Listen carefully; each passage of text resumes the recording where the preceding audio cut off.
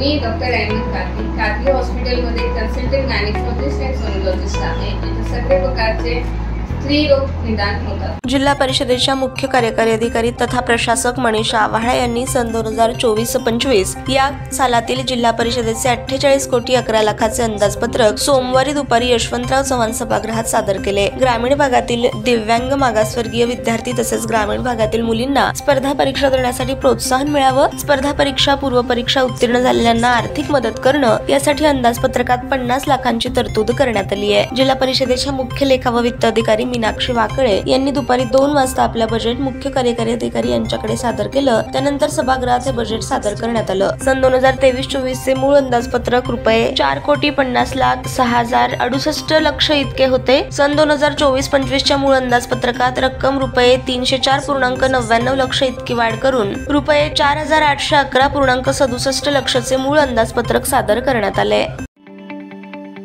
ताज्या बातम्या पाहण्यासाठी प्राईम महाराष्ट्र न्यूज चॅनलला सबस्क्राईब करा।